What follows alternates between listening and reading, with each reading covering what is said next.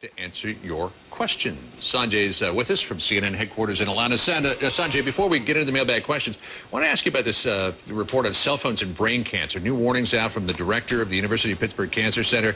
Says that he's issued a list of precautions to his staff, only letting kids use cell phones in emergency. Don't put a cell phone near your head at night. Switch sides often while you're on the phone. How seriously should we take those precautions? Well, this is a pretty startling advisory, and as far as we could tell, the first time that an advisory has been made at this level from the head of a cancer center of a major university. I think the caveat here is what most of the medical establishment would agree on, and that is that there's not enough long-term data to say that cell phones are dangerous, but also not enough data to say that they are safe. And that is where it becomes a little bit difficult. They had some specific recommendations, for example, with regard to children.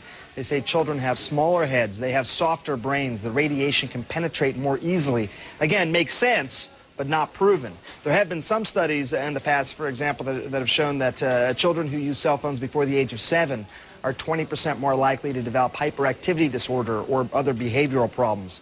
The cell phone industry has released a response to, in previous statements that basically says the overwhelming majority of studies show that wireless phones do not pose a health risk. But as you know, John and Karen, we've done a lot of reporting on this, and some of those same tips that you gave, you know, using a wired earpiece, limiting your exposure, especially if you're a child, text messaging, maybe that's an answer. But this is a tough one. We're going to keep on top of it because there's going to be a lot of response to this particular advisory today. Yeah, you know, you got to wonder where is all this going in the future as well? What have we yet to learn?